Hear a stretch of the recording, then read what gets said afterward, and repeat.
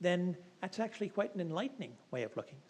So you could pick up from Boulding, who was a rather unusual economist, you could pick up a basic idea that we could carry forward now, even as we leave behind the kind of engineering view of the limits to growth. But on the other side of that, equation, you've got, where are we, by the way? How many minutes have I got left? About 10, okay. But on the other side, you have, and this is where we intersect with Ken Arrow and health economics.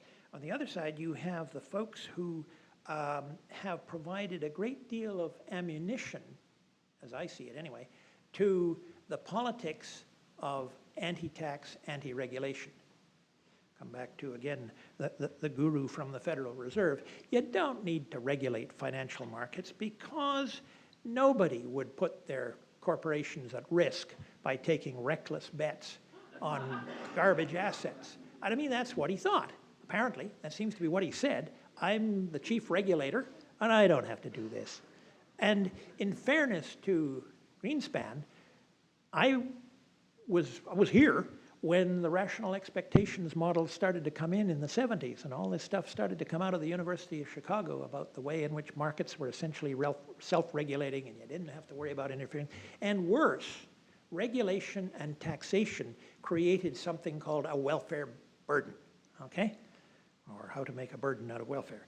And this was quite prominent in some of the economics literature on health, among others, the people that I have mentioned. Marty Feldstein, Kenneth Arrow, Mark Pauly. And the way the welfare burden works is like this. If you are ill, okay, and there exists an effective medical technology that can help you, but you can't afford it, and some meddlesome government comes along and imposes taxes on hard-working Canadians, let's say, that's code for wealthy Canadians, and says we're going to tax them and we're going to use that to buy you this effective health care, that creates an allocative distortion and a welfare burden. That makes the whole society, in some rather exiguous sense, I like the word exiguous, it seems coming, you can look it up, well, worse off. It lowers the overall welfare of society when people have access to health care or any other commodity that they would not be willing to pay for simply because they couldn't afford it, okay? However, if you are wealthy enough to pay for that care, even though you didn't do it, then it doesn't create a welfare burden, all right? There is no loss of overall aggregate welfare resulting from the fact that a wealthy person who could afford to pay for the care actually gets it at public expense. The welfare burden only arises if the care is provided to the person who is not able to pay for it and would therefore not be using it. That's what results in an allocative distortion. Now, those of you who are not professional economists, which is probably the majority, are saying, are you serious? And the answer is, in those old words, I kid you not. That really is what's out there. You look at this, huh? Well, there is a logic behind it. But it is a logic that is, and it is the logic which keeps coming back from the Fraser Institute, is why we need more user charges in healthcare. Or as the candidate who lost to Obama, you know the guy, said, you know, what? That guy, yeah. Well, his chief health advisor was Mark Pauly, who said, basically, the only way you're going to fix healthcare in the United States is you got to get more skin in the game, meaning you got to charge the patients more. That will prevent them from using stuff that they can't afford. Whether or not it does them any good is totally irrelevant. The whole economic concept of the welfare burden of medical care, publicly supplied medical care, even privately insured medical care, the whole analysis makes no reference whatever at any point to whether or not the damn stuff does any good. Now, most ordinary human beings, not being properly trained in economics, would say, doesn't it really matter whether the health care is useful, irrelevant, or harmful? And the answer in the welfare burden analysis is no. You obviously just don't understand economics. And the answer actually turns out to be, no, you just don't understand economists, because there is a well-worked out theory of welfare economics and references available on request. And that theory was applied very, very elegantly in healthcare by my friend and colleague Uwe Reinhardt at Princeton in 1982, but the primary source is from 1957 in one of those obscure publications called the American Economic Review, Papers and Proceedings. Yeah, it's all there. And in fact, there were several people, now retired unfortunately from UBC, who made some significant contributions to the understanding of welfare theory. And they would be people like David Donaldson, who some of you will remember, and Chuck Blackerby, who's now moved on to somewhere else, not moved on in that sense. And even this odd chap that we are celebrating tonight, who were quite competent and rigorous in their theory. And the people like Kenneth Arrow were actually sloppy in their theory and wrong in their empirical assumptions.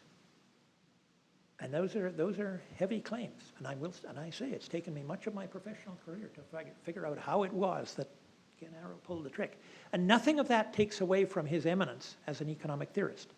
Nothing I could do would do that, and I'm not trying to do it. No question. Brilliant. But you got this one wrong, Kenno. Got it very badly wrong. So, what about that? Well, what it says is that if economists started, and I think that's what Gideon says toward the end of his paper, if economists really started to take these issues seriously, we're going to start to get into some very dismal ground.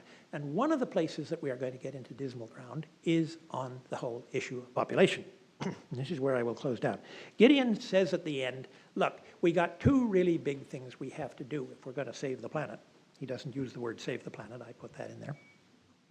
We got to do something about mitigating or slowing or even stopping economic growth in the wealthy world. And we got to do something to stop the growth of population in the non-wealthy world. Those are the two key tasks. Well, remarkably, we seem to have achieved the first.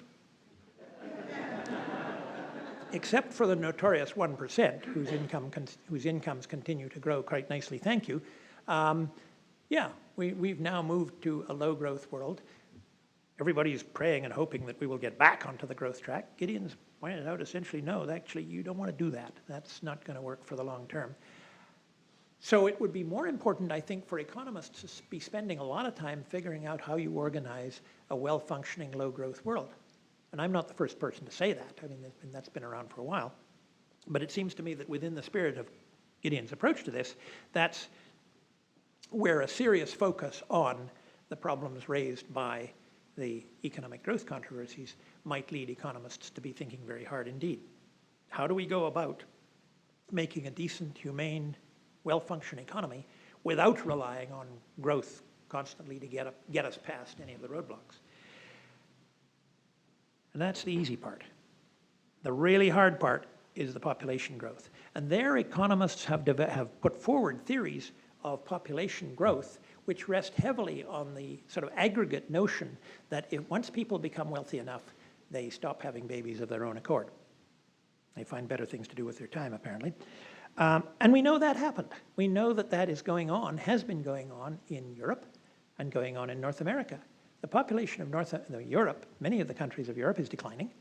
And it would be declining in North America were it not for the high rates of immigration into both Canada and the United States, coming into the United States from the southern countries and into Canada from Southeast Asia and China. So when we look at population growth here and say, well, about 1 to 2% a year, you take we were long past the point where immigration exceeded domestic production, births less deaths. So the populations like us have gotten to the point where, yes, indeed, population will decline. You could, in fact, get to eventually to the levels described by Alan Weissman's new book, Countdown. This could happen. Not quickly, but it could happen. The Chinese have done a remarkable job of containing their population growth, in marked contrast to India, Pakistan, where it's just exploded. And they come in for all this hand-wringing in the West about the draconian policies that they have employed and the terrible things that are going to happen when they have to deal with this big aged population. So what are you saying? They should have kept on adding more and more and more people just to float off their elderly? It just doesn't make any sense. But we keep getting that kind of rhetoric. Rhetoric probably doesn't matter in terms of what's actually going on in the high-income world. But when you look at Africa, Nigeria, which is on the list of the fast-growing countries, these are 3% plus growth a year. And Weissman says, you talk about the institutions and the incentives. Actually, if women in those countries had their druthers, the rates wouldn't be anything like that. So if you look at it from an economic perspective and say, well, once their incomes get higher, they're going to stop with their own. No, they don't control the situation.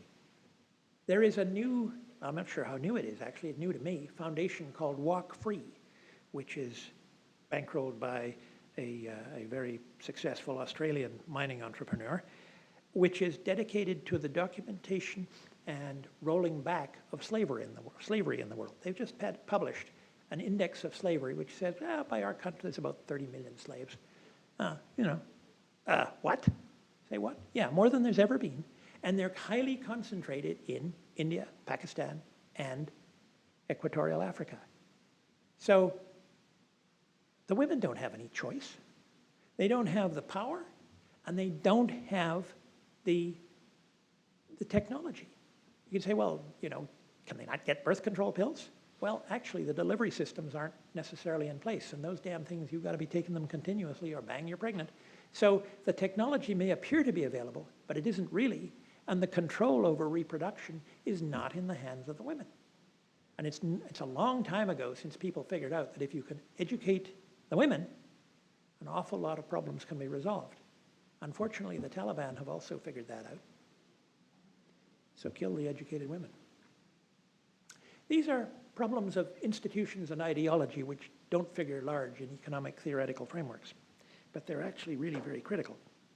And I think the reason why, and this is where I will close it down, the reason why Gideon at the end says, yeah, well, he'll come clean, he's a bit of a doomster, and he does not see us overcoming these kinds of institutional problems, and he does not see the kinds of models that underlay the Black-Scholes equation of smoothly functioning continuous markets, rational people, continuously rational people, far-sightedness, well-meaning politicians who actually have the power to go beyond a single election.